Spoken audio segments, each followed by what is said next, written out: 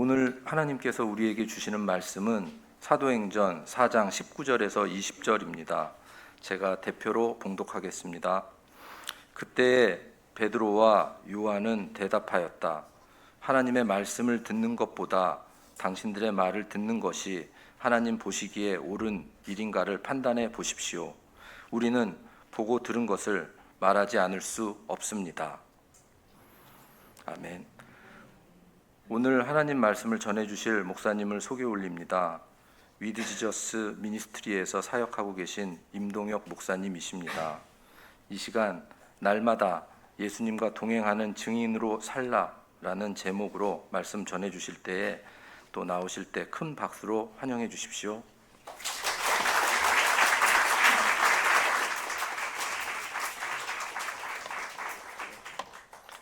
이렇게 환영해 주셔서 너무 감사합니다. 선한목자교회에서 사역을 마치고 위드 지저스 미니스트리에서 제가 사역하면서 제 마음 가운데는 한 가지 더 분명한 갈망이 생겼는데, 그 갈망이 뭐냐면 예수님과 동행하는 증인으로 진짜 더 살아야 되겠다라는 마음입니다.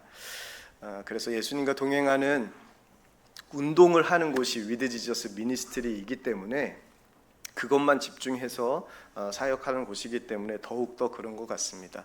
오늘도 여러분들과 말씀을 나누면서 예수님과 동행하는 증인으로 서고 싶었고, 증인으로 서기 위해서 제가 늘 마음속에 담고 있는 말씀이 로마서 15장 18절 말씀입니다. 그리스도께서 이방인들을 순종하게 하기 위하여 나를 통하여 역사하신 것 외에는 내가 감히 말하지 아니하노라 라는 이 말씀이 늘 제 안에 이루어지길 소망하며 말씀을 준비하고 있습니다. 선한목자교회와 강남 선한목자교회는 형제교회죠. 제가 선한목자교회 소속 목사입니다. 강남 선한목자교회 소속 목사는 아니지만 일부 예배를 드릴 때 하나님이 바꾸라는 마음까지도 강하게 주셔가지고, 왜냐하면 일부 성가대 호산나 찬양대에서 우리는 주 안에 하나라는 찬양을 했어요. 근데 그 찬양을 듣는데 계속 나도 강남 선한목자교회와 하나가 되어야 되겠다라는 마음이 밀려오면서 소속을 바꿔야 되나 이런 생각까지 잠깐 할 정도였습니다. 찬양이 너무 뜨거웠고 강렬했어요. 근데 예배를 드리면서 하나님께서 요청하신 것은 성도들과 하나 되어서 하나님을 높여라 라는 마음을 주셨어요. 오늘 말씀 나누면서 하나님께서 여러분들에게 행하실 일들을 보게 되고 듣게 되는 시간이 되길 축복합니다. 예수님과 동행하면 분명한 증거가 나타나요. 두 가지 증거가 나타나는데 주의 역사를 보고 듣게 된다는 겁니다. 그래서 예수님과 동행하는 증인은요, 눈이 열려요. 이 믿음의 눈이 열리고 믿음의 귀가 열리게 됩니다. 오늘 베드로와 요한이 좋지 않은 분위기예요. 끌려가가지고 이야기하는 장면입니다. 근데 그들이 무엇을 보고 들었기에 우리는 보고 들은 것을 말하지 아니할 수 없습니다라고 그렇게 강력하게 이야기했을까요? 증인은 보고 들은 자입니다. 주의 역사를 보고 들은 자예요. 베드로, 여러분들 기억나시죠? 부인하셨던 그 제자. 근데 그 제자가요, 봤어요. 뭘 봤냐면 예수님이 부활하셔서 오신 것을 직접 봤어요. 그리고 40일 동안 이 땅에 오셔서 자기 제자들을 가르치시고 사람들을 만났던 것을 직접 보았어요. 그리고 들었어요. 그리고 예수님께서 승천하시는 장면도 보았죠. 그리고 예수님께서 승천하시면서 한 가지 당부를 하셨어요. 성령 받을 때까지 여기서 기다리라 하셔가지고 제자들이 마가다락방에 모여가지고 기도했죠. 그 마가다락방의 역사 여러분들 들어보셨나요? 네, 엄지현 목사님이 성경에 강점이 있으신 목사님이시죠. 그래서 아마 강남 선한목자교회 성도님들은 다 아시리라 믿습니다. 마가다락방에 모여서 120문도가 기도했을 때 성령이 강력하게 일어났던 역사. 그래서 베드로하고 제자들이 다 뒤집어지죠.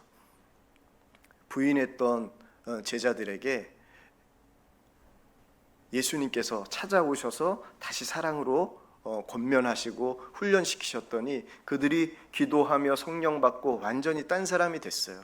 근데 예수님은 이미 돌아가시기 전에 제자들에게 어떻게 말씀하셨냐면, 내가 떠나면 너희도 나와 같은 일을 할 거고 나보다 더 큰 일도 할 거라고 제자들에게 약속하셨거든요. 근데 사도행전 2장 말씀을 보면 성령 받은 다음에 나면서부터 걷지 못한 일을 베드로가 만납니다. 그때 아주 유명한 성경 구절이 탄생해요. 여기는 엄지원 목사님한테 배운 성경에 강점이 있는 교회 아니겠습니까? 그렇다면 그때 유명한 구절 혹시 기억나세요? 은과 금은 내게 없거니와 내게 있는 것으로 내게 주노니 나사렛 예수 이름으로 걸어라. 역시 강점이 많네요. 네, 그때 일어나죠. 베드로가 그걸 봅니다. 그 일만 있었던 게 아니에요. 예수님은 오병이어의 기적, 3,000명을 먹이신 기적도 있었습니다. 근데 그 자리에서 모든 무리들이 예수님을 믿지는 않았어요. 근데 오순절 다락방 설교를 베드로가 그 기적 이후에 무리들에게 3,000명이 모인 무리들에게 전했을 때 그 3,000명이 한꺼번에 예수님을 믿는 역사가 일어난 것 여러분들 아시죠? 네, 예수님보다 큰 일을 한 거예요. 그렇죠? 한꺼번에 믿게 되는. 그 다음에 어떤 일이 일어났냐면 초대교회에 믿음으로 사람들이 모여서 기도하기 시작합니다. 그리고 자기의 물건들을 다 가지고 와서 통용합니다. 그리고 기도하면서 서로 하나 된 것을 지키며 하나님을 찬양하고 예배하는 일이 일어나요. 그러면서 수많은 무리들이 그 공동체로 모여드는 역사, 날마다 구원받는 이들의 수가 더하여졌더라 라고 성경이 기록하고 있죠. 그걸 누가 봤어요? 베드로와 요한이 봤어요. 그것을 보았습니다. 여러분들도 보고 계시죠? 이 강남 선암목자교회에서 보고 계시죠? 네, 그 증인들 되시길 이 시간 간절히 축복합니다. 예수님과 동행하면 그 역사를 보게 되는 거예요. 주님이 우리와 함께 하시는 그 역사를 보게 되는 겁니다. 그래서 예수님과 동행하는 것은 말씀을 붙잡고 나아가는 것이다 라고 오늘 사도행전 19절 말씀은 우리에게 분명히 얘기해요. 사도행전 4장 19절에서 어떻게 이야기해요? 하나님의 말씀을 듣는 것보다 당신들의 말을 듣는 것이 하나님 보시기에 옳은 일인가를 판단해 보십시오 라고 베드로가 이야기하죠. 여러분, 모든 일에 하나님과 동행하기 위해서 여러분들이 이 말씀을 꼭 기억하고 마음에 새겨야 합니다. 여러분들이 입을 열기 전, 여러분들이 손을 움직이고 발을 움직이기 전에 내 말대로 하는 것인지, 아니면 다른 사람들의 겉면에 말로 하는 것인지, 아니면 하나님의 말씀으로 움직이는 것인지 분별해야 되는데, 그 분별하는 기준이 분명히 오늘 말씀에 나와요. 뭐죠? 하나님 보시기에 옳은 일인가? 내가 지금 입으로 뱉는 이 말 하기 전에 이거 하나님 보시기에 옳은 일인가? 내가 행동하기 전에 이거 하나님 보시기에 옳은 일인가? 이 단계를 거쳐서 여러분의 마음이 움직여지고 입이 움직여지고 손이 움직여지고 발이 움직여지는 것, 그것이 바로 예수님과 동행하는 거예요.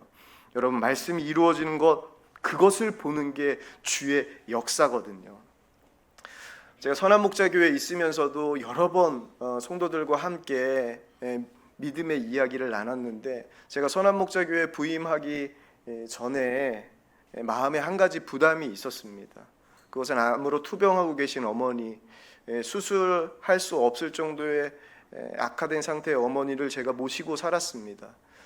그러면서 선한목자교회 콜링을 받았을 때 선한목자교회를 가는 게 하나님의 뜻일지, 아니면 남아서 어머니를 돌보고 지금 있는 목회의 자리에서 목회를 하는 것이 맞는지 고민하며 하나님 앞에 기도할 때 주님께서 제게 말씀 하나를 생각나게 해주셨는데, 그 말씀이 뭐냐면 요한복음 14장 1절 말씀이에요. 너희는 마음에 근심하지 말라. 하나님을 믿으니 또 나를 믿으라. 라는 말씀. 근데 이게 실제적으로 마음에 근심을 하지 말아야 되는데, 하나님을 믿어야 되는데, 어떻게 이 말씀이 제게는 다가왔냐면, 그 말씀이 생각나고 제 마음속에 하나님께서 이런 마음을 부어주시는 거예요. 너보다 내가 더 사랑하는 내 딸이라는 거예요. 저희 어머니가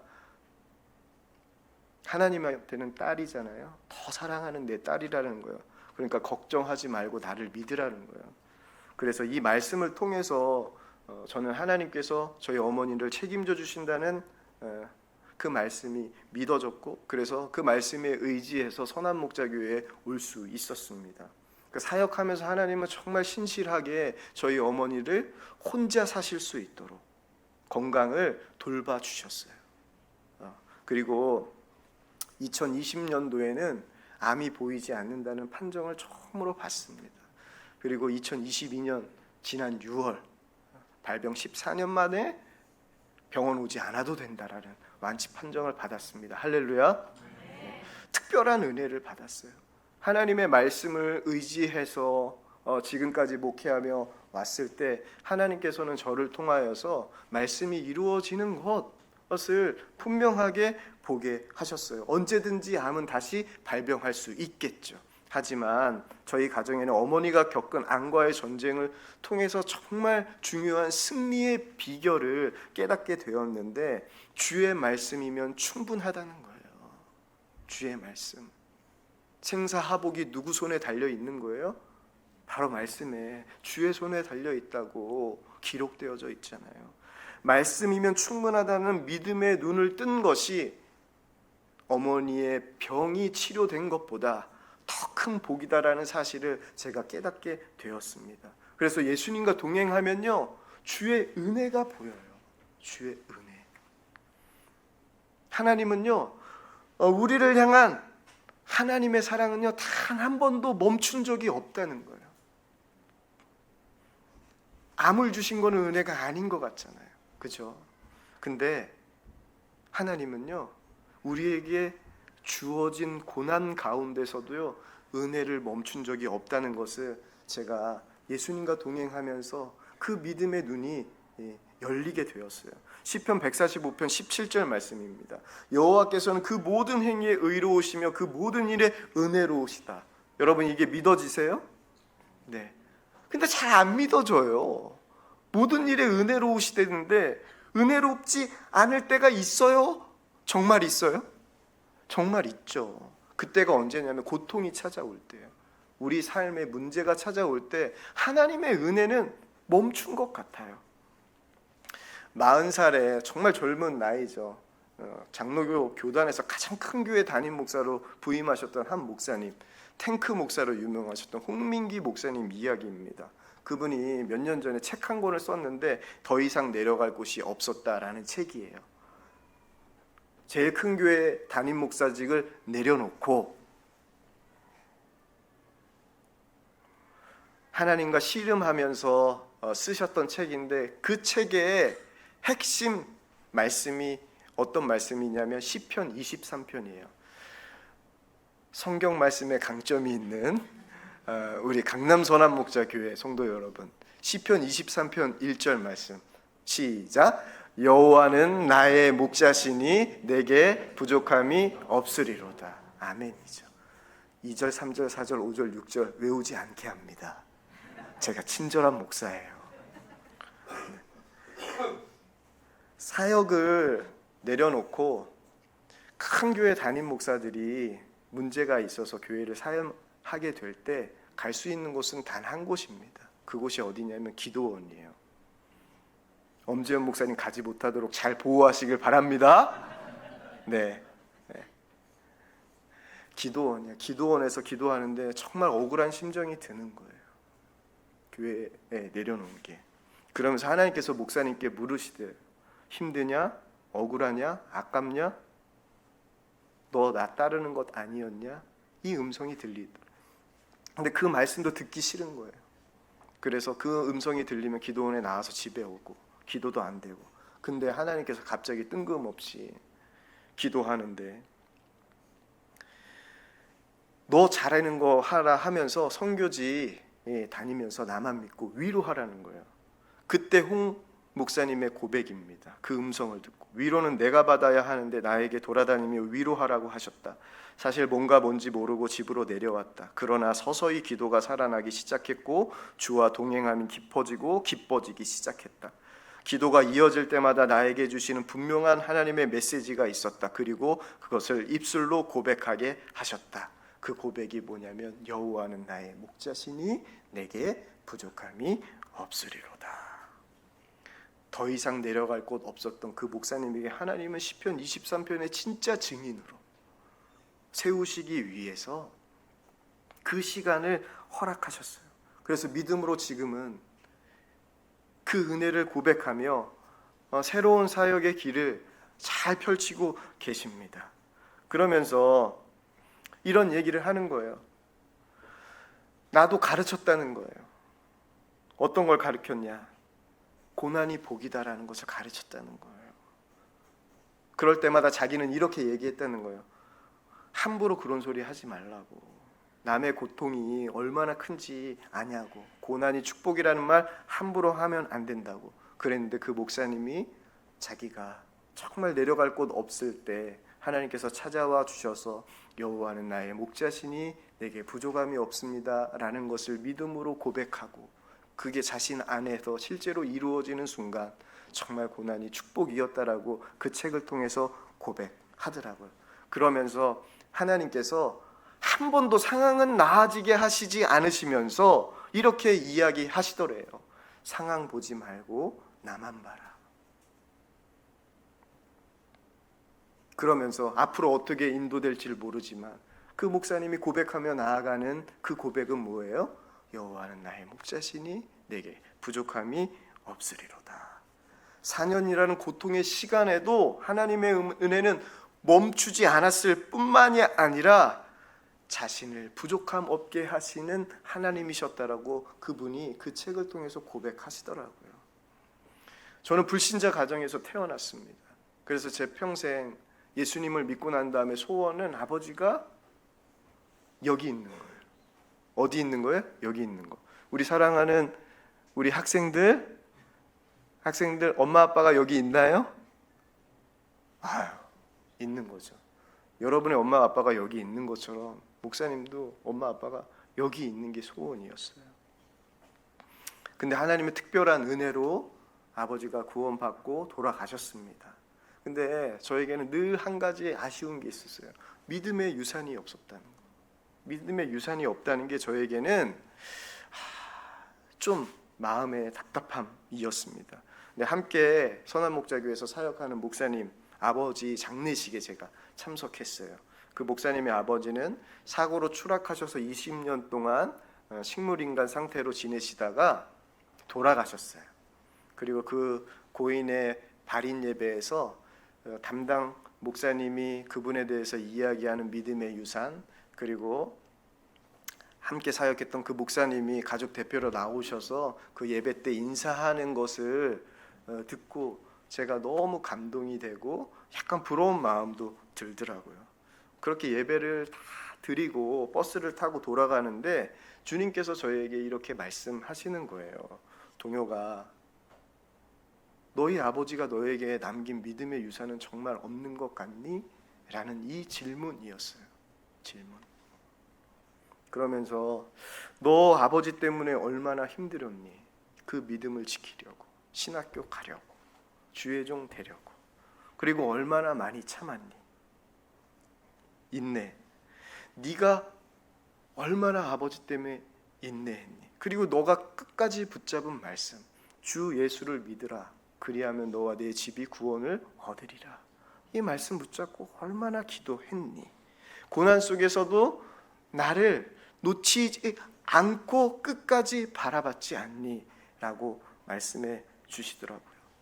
이 정도면 얼마나 훌륭한 유산이니 하면서 하나님께서 야고보서 1장 4절 말씀을 제게 생각나게 해주시는데 그 말씀이 뭐냐면 인내를 온전히 이루라. 이는 너희로 온전하고 구비하여 조금도 부족함이 없게 하려 함이라. 아멘이죠.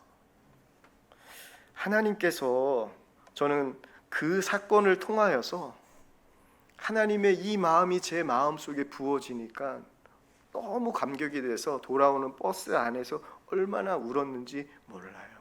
그러면서 하나님께서 저에게 깨닫게 하신 것, 하나님의 은혜는 한 번도 멈춘 적이 없다 라는 그 사실을 깨닫고, 부족한 자에게 부족함 없게 하신 하나님의 사랑이 얼마나 큰지, 그 하나님의 은혜가 얼마나 큰지 제가 그때 더 믿음의 눈이 열렸던 것 같아요.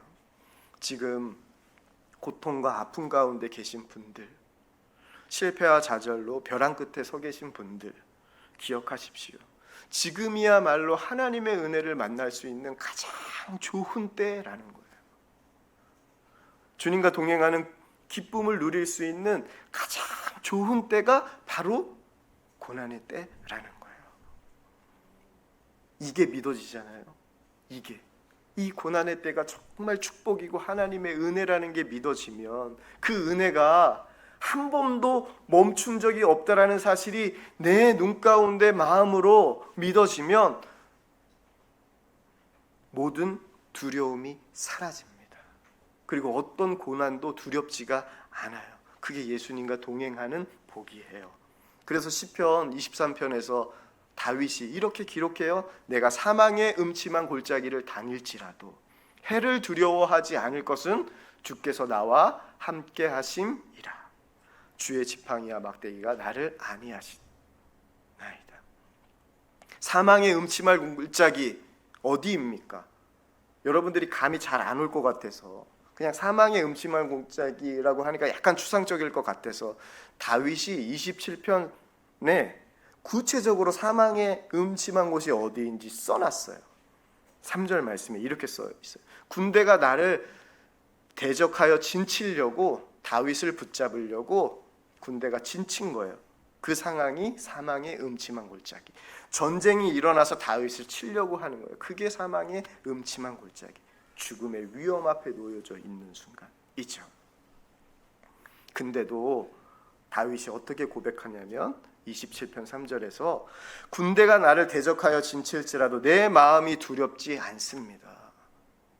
전쟁이 일어나 나를 치려 할지라도 나는 여전히 태어납니다 라고 고백을 해요. 이게 예수님이 나와 함께 하시는 자의 모습이에요. 제가 평택에서 목회할 때입니다. 하루는 교회 일을 마치고 집으로 돌아왔어요. 근데 아내가 제 아들이 놀이터에서 놀고 있다고 해서 아들을 보러 놀이터로 내려갔습니다.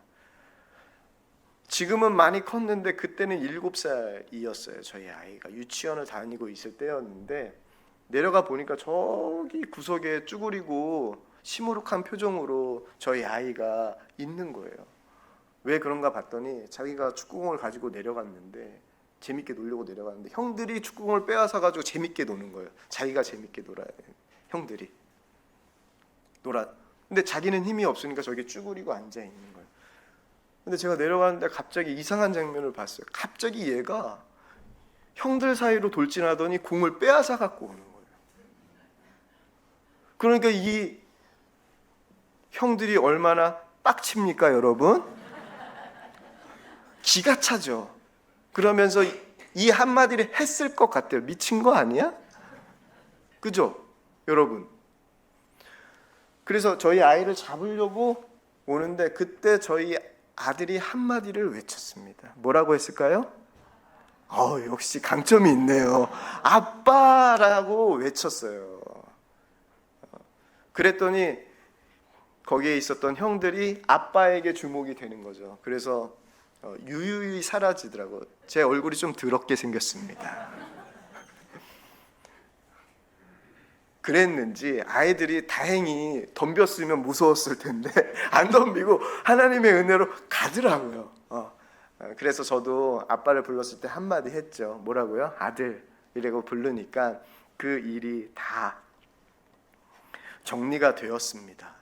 하나님과 함께 있으면 이런 안정감이 우리에게 찾아와요.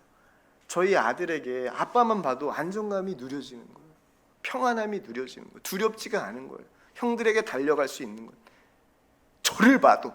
근데 하나님이 보이면 어떨까요? 하나님을 보며 선교지에 나간 선교사님이 제 마음속에 늘 가슴속에 남아있어요. 그분이 누구냐면 케냐의 이문미 선교사님이에요. 아프리카 선교사로 부름을 받을 때 여의도 순복음교회 파송을 받기 위해서 조용기 목사님하고 면접을 합니다. 그때 조용기 목사님이 이 이문미 선교사님에게 이렇게 질문을 해요. 위험한 곳에 갈 수 있겠어요? 라고 이렇게 묻습니다. 그때 이 이문미 선교사님이 이렇게 대답을 해요. 제가 신학교 다닐 때 교수님이 이렇게 말씀해 주셨습니다. 하나님의 뜻이 있는 곳이면 그곳이 가장 안전한 곳이고 하나님이 뜻이 없으면 그곳이 가장 위험한 곳이라고 하셨습니다. 저는 지금 아프리카에 가지 않는 것이 가장 위험합니다. 제가 아프리카에 가는 것이 하나님의 뜻이기 때문에 저에게 가장 안전한 곳은 아프리카입니다. 라고 대답했다고 해요. 그 대답이 너무 감동된 거예요. 감동이 되고 하나님의 마음이 제 마음 가운데 잊혀지지 않고 지금도 기억이 돼요. 이런 사람들, 하나님의 마음을 아는 사람들에게는 순종이 결코 어려운 것이 아닙니다. 불순종이 어려운 거예요. 예수님과 동행하면요, 이렇게 우리가 주의 마음을 알게 돼요. 그래서 그 마음대로 가게 됩니다. 지금은 은퇴하셨지만 미국 LA 한길교회에서 목회하셨던 노진중 목사님이라는 분이 계세요. 그분은 태어나서 8개월 되었을 때 소아마비 장애인이 되었습니다. 평생 장애인으로 살았어요. 그래서 그 목사님 마음속에는 항상 강해야 된다. 나는 강해야 된다라는 마음이 자리 잡고 있었고 자신의 장애에 대한 불만도 있었습니다. 근데 고등학교 1학년 때 예수님을 만나게 되고 고2 때는 하나님께서 주의 종으로 헌신하게 하셔서 그 꿈을 갖고 있는데 하나님께서 그 꿈을 갖고 난 이후부터 이 목사님이 이 학생이 계속해서 하루도 빠짐없이 기도했던 제목이 있어요. 그 제목이 뭐냐면 하나님 다리를 고쳐주십시오. 제 다리를 고쳐주십시오. 좋은 목사가 되겠습니다. 이 장애를 가지고서는 온전히 제가 섬길 수 없으니까 하나님 제 다리를 고쳐주십시오 라고 하루도 빠짐없이 기도했는데 다리는 안 고쳐주시고 미국으로 이민 가게 하신 거예요. 그래서 대학교 2학년 때 미국 교회 앞을 지나가는데 저녁에 신유 집회가 있다라는 광고를 보고 이 목사님이 참석하게 됩니다.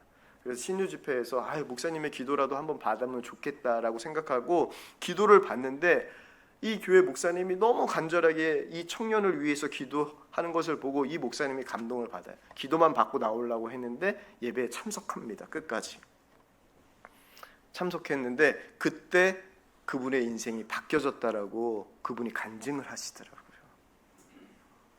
대단한 설교는 아니었다고 합니다. 그 내용의 핵심은 이거예요. 믿음으로 기도하면 무슨 병이든지 다 낫는다라는 설교였어요. 근데 이 청년에게는 믿음으로 기도하면 무슨 병이든지 다 낫는다는 말씀이 도저히 믿어지지가 않는 거예요. 왜냐하면 4년 동안 하루도 빠짐없이 하나님 앞에 어떻게 기도했어요? 내 다리 고쳐달라 기도했는데 근데 만약 내 다리를 고쳐주시지 않은 것이 내 믿음이 부족하기 때문이라면 그렇다면 하나님께서 기대하시는 믿음은 뭘까? 라는 고민이 들고 왜 내 기도에 응답하시지 않는 걸까? 라는 마음이 이 청년의 마음에 드는 거예요. 근데 예배는 다 끝났어요. 마음이 너무 힘들어가지고 예배를 마치고 목사님께 찾아가가지고 질문을 했습니다. 질문은 그거예요. 목사님, 정말 믿음으로 기도하면 무슨 병이든지 다 낫습니까? 근데 이 목사님이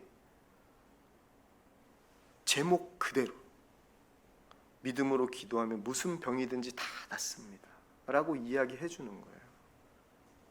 근데 이 목사님은 이 청년은 믿기지 않는 거죠. 정말 그렇습니까? 그렇다. 그때 이 청년의 마음속에는 목사님이 틀렸다라는 것을 증명하기 위해서 말씀 하나를 생각합니다. 그 말씀이 뭐냐면 바울이 가지고 있었던 육체의 가시.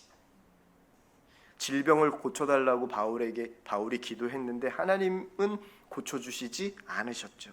그 이야기를 이 청년이 하고 싶은 거예요. 근데 그때 마침 목사님이 그 바울의 이야기를 먼저 꺼내시는 거예요. 바울에게 육체의 가시가 있었습니다. 너무 잘하니까 당연하게 대답했죠. 바울이 육체의 가시를 걷어달라고 기도했는데 하나님이 그 병을 고쳐주셨을까 묻습니다. 여러분, 고쳐주셨습니까? 안 고쳐주셨습니까? 안 고쳐주셨습니다. 대답했어요. 하지만 그 목사님은 고쳐주셨다는 거예요. 고쳐주셨다는 거예요. 그 병이 나았지. 아니요, 낫지 않았습니다. 근데 그 목사님 병이 나았다고 하면서 설명하시는 거예요. 이야기를 하시는데 바울이 너무 괴로워서 자신의 육체의 가시를 거둬달라고 하나님께 3번 기도했다. 그 기도에 하나님이 응답하시기를 고린도후서 12장 7절과 9절에 이렇게 기록되어져 있어. 여러 계시를 받은 것이 지극히 크므로 너무 자만하지 않게 하시려고 내 육체의 가시 곧 사탄의 사자를 주셨으니 이는 나를 쳐서 너무 자만하지 않게 하려 하심이라. 내 은혜가 내게 족하다. 이렇게 하나님께서 바울에게 자신의 뜻을 보여주셨지. 그 뜻을 깨닫고 난 다음에 바울이 또 기도했을까? 여러분, 바울이 기도했습니까? 안 했습니까? 안 했습니다. 그러면 병이 나았지. 그것은 더 이상 그에게 병이 아니라 오히려 하나님께서 그를 사용하기 위한 하나님의 은사일 뿐이겠지. 하나님께서 그를 통해 그 일을 하시기 위해서 그 몸에 육체의 가시를 둔 것을 그가 깨달았다면 이제 더 이상 그것을 질병으로 여기며 그것 때문에 괴로워하지 않았을 거야. 그러면 병이 나았지. 라고 그렇게 그 목사님이 그 청년에게 이야기해주고 그 소독에 담긴 하나님의 마음이 그 청년의 마음을 사로잡습니다.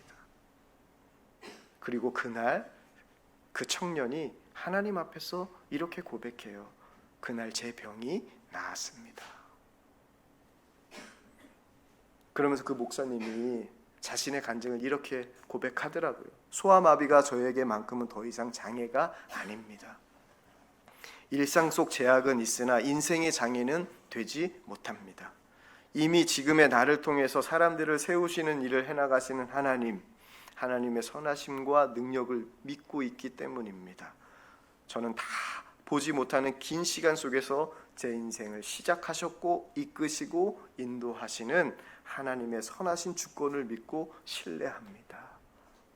라고 그 청년이 고백하며 하나님 앞에 귀한 주의 종으로 쓰임받고 은퇴하시고 지금은 후학들을 양성하기 위해서 지금도 활발하게 주의 일을 감당하고 계세요.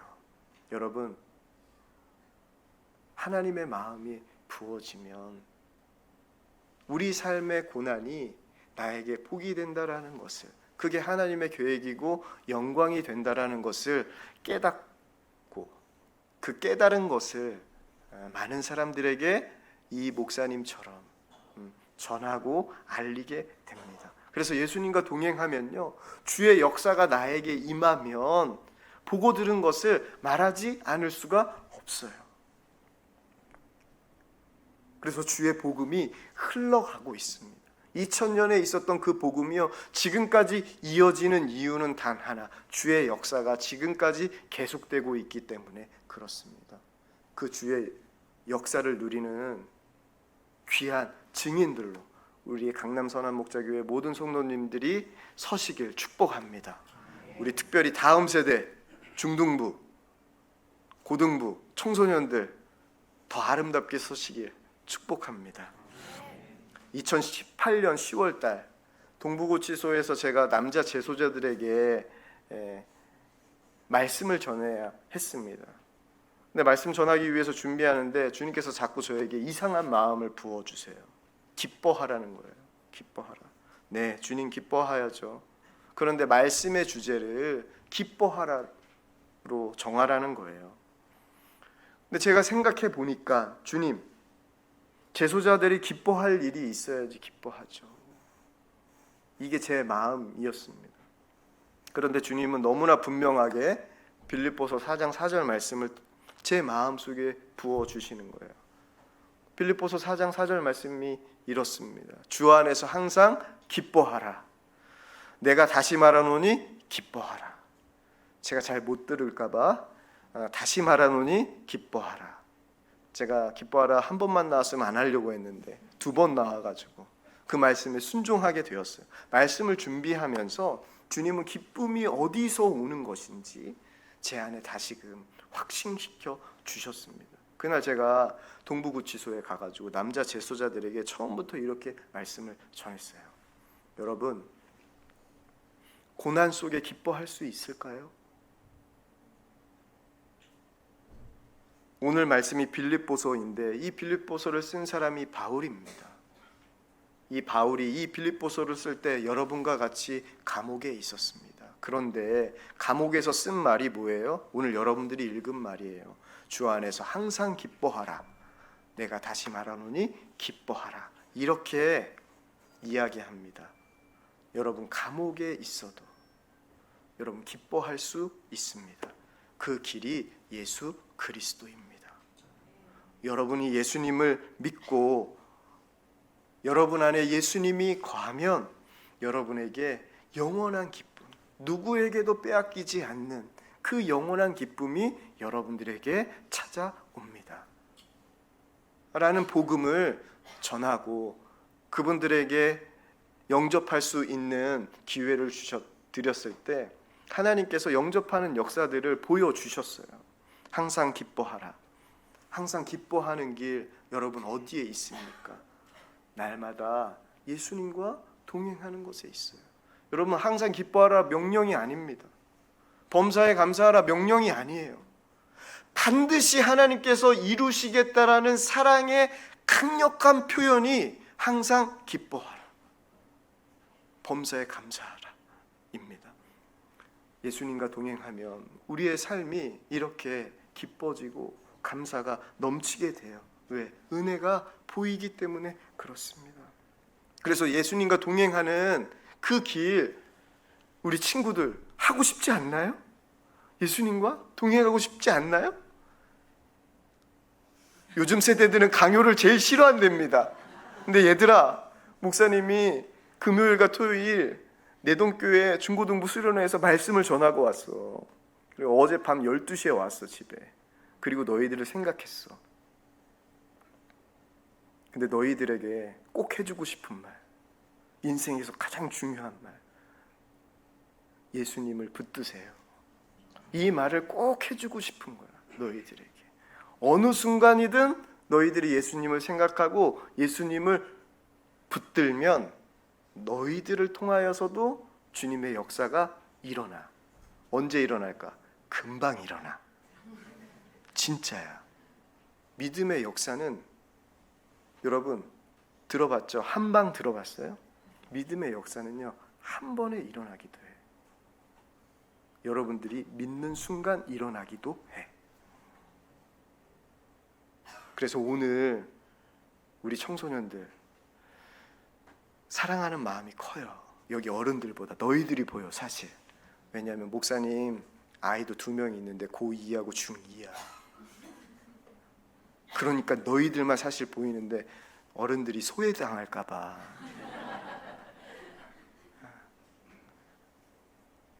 그리고 너희들이 조금 약간 처음 보는 사람 계속 쳐다보면 민망해할까 봐 어른들 보고 설교하긴 한 건데, 예수님과 동행하면 너희들의 삶 가운데 놀라운 일이 벌어져요. 근데 예수님과 동행하려면 한 가지 하면 돼. 예수님 생각하면 돼. 예수님. 고난의 순간 여러분 예수님 생각하면요 우린 이길 수 있어요. 예수님을 생각하게 하는 방법이 바로 말씀이 생각나는 거예요.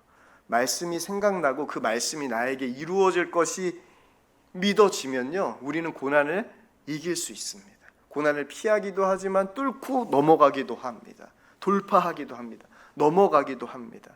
그래서 예수님을 생각하는 것은 말씀을 생각하는 거예요. 그래서 저도 어려운 순간, 목사님에게도 어려운 순간이 참 많아.